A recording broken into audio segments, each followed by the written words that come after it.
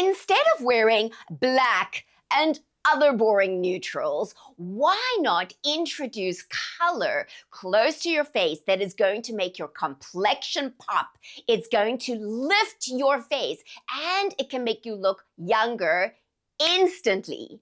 I know many women say they love black, and most of the reasons are because, well, black is easy and black is slimming. But in reality, black can completely wash you out, drain all the natural color from your face, and make you look, well, older. Now, since this short video did so well on my channel, I decided maybe it's time to do a deep dive on this topic. In this video, I'm going to share 2 easy methods to finding what I like to call your power colors. 2 fail-safe, really easy ways for you to start wearing color right away. I'm going to share how you can wear colors that maybe are not your best colors, but you really love them. And then I'm going to share a magic trick that's going to make it so much easier for you to assess these colors and find what works for you. Let's get started. First of all, big trigger warning. I'm a personal stylist and designer that's worked with women for over 20 years, and I do not believe in the seasonal color analysis method at all. But for me, I find these methods so much easier. And besides, at midlife, kind of aren't we ready to just let go of the rules? Finding your power color method number 1. And this is going to be what I like to call the color comparison test. First of all, start with a color that you know works for you. This may be a color that every time you wear it, you get compliments. Every time you wear it, somebody says, "Oh, have you just come back from vacation? Did you do something different with your hair?" You know what I mean. And maybe it's even a color that you don't wear that often, but really looks good. For the purposes of this video, I'm going to use this pink because using these methods, I actually discovered that this is a really good color for me. Now you're going to compare it with a color that you aren't sure about, a color that you want to maybe try out. So what I like to do is to drape half and half. And what I find is that often, especially if you're looking in natural light, you can straight away see what is happening to your face. So what you want to look for is on the side of the color that you're going to try, and for the purposes of this video, I'm using black because you can see the contrast so much clearer on camera. Often these things are very visible in real life, but on camera with all these lights, it's a little tougher. So when I put on the black, I can see that my whole cheekbone looks a little more saggy. My under eye will look darker. My complexion will look more pale.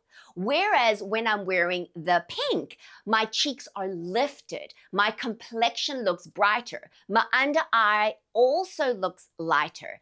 And so this is a way that you can compare. Now, probably you aren't going to use something as contrast as like a black and a pink, but this is just to show you what to look out for. So let's try another example. Yellow is not an easy color for me to wear, especially if it is pale. So I'm going to take the yellow. Sorry, see, I don't even have yellow things. I had to go and get something. I'm going to take the yellow and just drape it over my face. Now, if you want to get more of a dramatic look, you can sometimes just put it right underneath your face.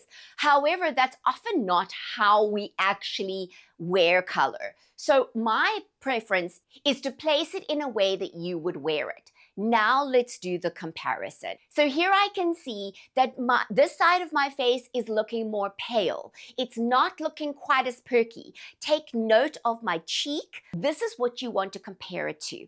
If you are working with a color that you know works for you, it's so much easier to do the comparison. Now for Find Your Power Colors method Number 2, and it's another comparison, but this time we're going to use neutrals. And sometimes when the first comparison test is a little bit difficult for you to see, then this one is a really great guide. Which neutral suits you better? So take something like a gray and compare it to something like a warm brown. Now, you do get cooler browns, all of the things. I'm just going with a very basic idea for this video so that it makes it easier for you to see. So when I compare the gray to the brown, for me on my complexion, definitely the brown is better. It just lifts my complexion, it makes my hair look better, my whole coloring is better. However, the gray might better suit you. And in fact, if you have a beautiful silver gray hair, if that's your natural color, the gray is gonna look amazing on you. Now, what colors traditionally, and again, I know there's a lot of breaking of rules, which I absolutely love, but for the purposes of this video, to make it easier for you, which are the colors that traditionally are going to go well with either of these? So if the gray looks good on you, what kind of colors go well with gray? Well, here I'm going to put up some examples. And again, these are just examples. You could get more examples on Pinterest if you like. If the brown suits you better, what are the colors that traditionally go really well with brown? So that is going to give you an indication into which direction you want to go as far as wearing your pops of color is concerned. It's not to say that you have to be completely limited to that. It just will be a nice guideline.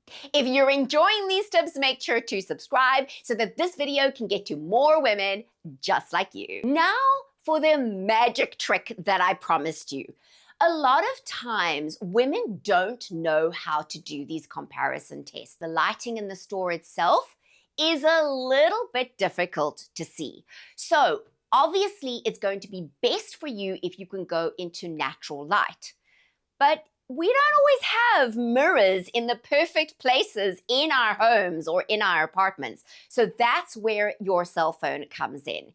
And I'm going to share this magic trick with you because not only is this going to help you with figuring out your best colors, but it could also help you with, selfies. I want you to go up to a window where there is a lot of natural light. You need to be facing the window where the natural light is coming through.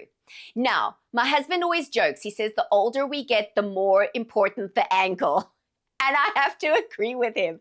So do not take a photograph like this. It's not going to be good. You're going to see all the shadows. You want to go a little bit higher than your eye level. So this is where the camera is, right at the top there. So you want to go almost look at it at eye level and then take it just that tiny bit above. Lift your chin, okay? Lift your chin. Don't do this. Lift your chin and then smile and take a quick selfie. Then do the comparisons. Now, if you're feeling completely overwhelmed and you're like, Tracy, there is just no way I can figure this out, I'm going to give you 2 fail-safe ways to start wearing color today. Start with one of these 2 colors. I have been styling women for over 20 years, and I have never, and I mean never, met a woman who cannot wear these 2 colors. These 2 colors really make a woman's complexion pop. The second fail-safe way that you can wear color is to wear it in a print, that it offers a really nice array of colors. So if you have some inkling of what kind of colors work for you, then you can choose something in a print in somewhat of that array of color, and you'll be good to go. Now, how do you wear colors that maybe you love, but are not your best colors? Let me just say to you, you can wear whatever color you want. It's all about finding the right tone of color. And I would encourage you that if you are drawn to a color and everywhere you look, you see that color, then girlfriend, you need to wear that color because there is an energy about that color that you're wanting. I shared with you that yellow is not an easy color for me to wear. And I do believe it is not an easy color for me to wear, but does it mean that I can never wear it? No, it doesn't mean that. So this is the color, this is the shade of yellow that isn't the best for me, okay? But I could wear a chartreuse yellow or maybe a mustard yellow. In fact, mustard yellow looks amazing on me. It completely makes my complexion pop. So this is the thing. If there is a color you are drawn to, then just find your shade. Now, what about black? Should we never wear black? If you are wearing black because you just think it's easy and you can just throw it on, then I would challenge you that a color could be just as easy. It takes just a little bit of time to figure out which colors work best for you. Number two, if you are wearing black because you are hiding, then I really want to challenge you, girlfriend, because a good color close to your face can make you look amazing and feel amazing. And I think it is worth the effort. Does it mean you should never wear black? No, I do wear black. In fact, with this top that I'm wearing, I have black pants on right now. And I love them. I love wearing them. But I predominantly wear the black at the bottom and wear the color up close to my face. So it's just about playing with color. There are no real hard and fast rules. It's just playing until you find what really resonates for you and makes you look and feel fabulous. Still feeling like you need some help, then I do offer one-on-one styling sessions. I'll put all the details in the description box below. And if you want to keep on watching the next video. I'll see you soon, girlfriend.